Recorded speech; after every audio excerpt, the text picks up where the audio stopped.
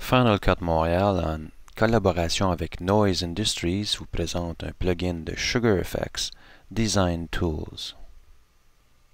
Si vous avez téléchargé FX Factory, qui est gratuit, vous avez dès lors accès aux plugins gratuits tels que Pan and Zoom. Par contre, pour les raisons de ce podcast, nous allons nous concentrer sur SugarFX Toolbox. Le premier exemple que je vous présente est l'introduction de ce podcast. Le Pan and Zoom se propage de la zone 1 vers la zone 2. Par contre, pour nous aider à définir ces zones, le plugin de Design Tools, Custom Guides, est des plus appropriés. Comme vous pouvez voir ici, j'ai pu paramétrer des lignes personnalisées pour définir les zones avec lesquelles je voulais travailler.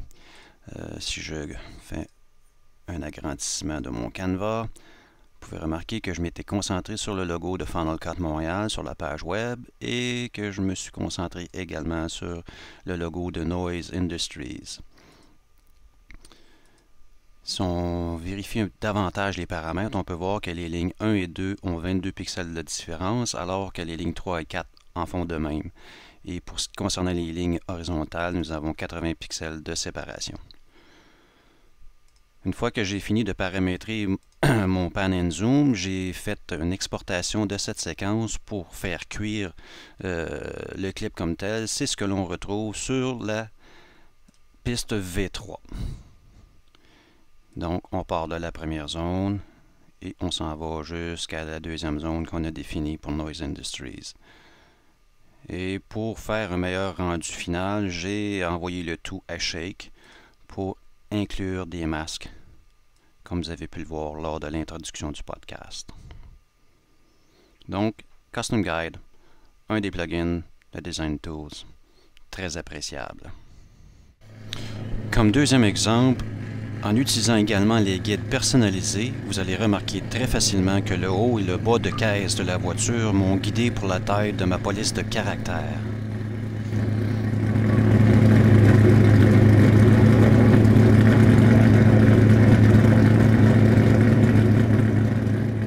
Le deuxième filtre que je vous présente concernant SugarFX, ce sont les guides proportionnels.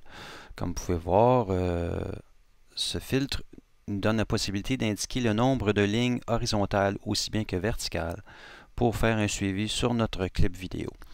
À l'heure actuelle, je suis en train de vérifier la proportion des tiers, comme vous devez sans doute connaître cette règle artistique. Donc, vous pouvez inclure en couche numéro 2 le guide comme tel pour vérifier votre vidéo. Et selon vos règles artistiques, modifiez votre animation en conséquence.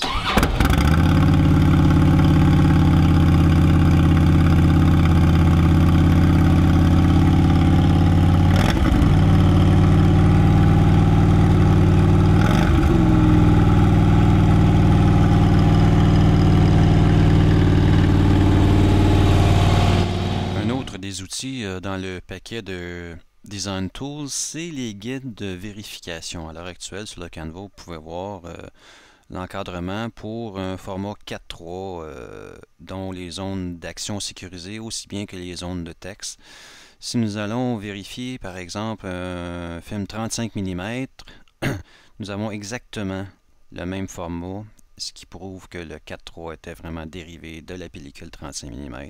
Si jamais vous avez un format 1.66, vous pouvez voir la zone d'action sécurisée ici, aussi bien que la zone de texte possible. Dans un modèle 1.85, les lignes sont un petit peu différentes.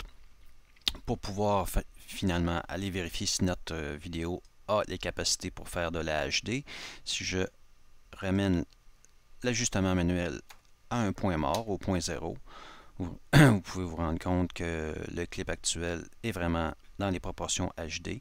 On pourrait aussi vérifier pour les captures pour un iPhone au niveau horizontal, aussi bien que vertical.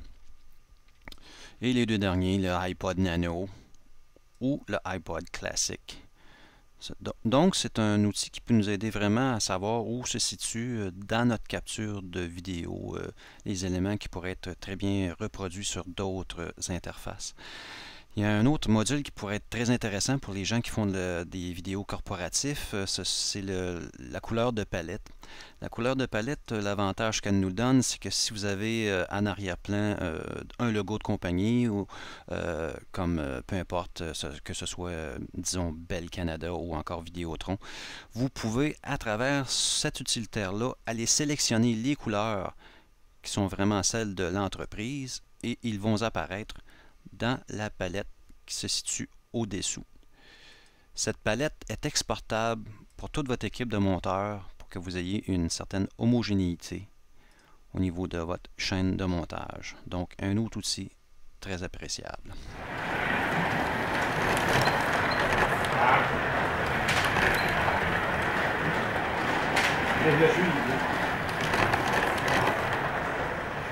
Ici, le dernier élément de la présentation pour Design Tools, c'est à travers les filtres vidéo, nous avons la possibilité d'avoir un lecteur de prévisualisation.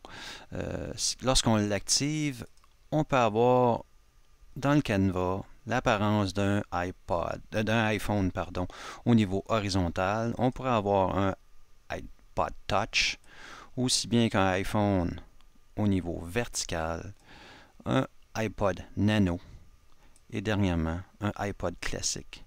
C'est une façon de voir très facilement le rendu qu'on pourrait avoir sur des interfaces différentes concernant la capture de nos éléments. Vraiment un feature très très agréable. En espérant que ce podcast a su vous plaire, ici Christian Proulx pour Final Cut Montréal.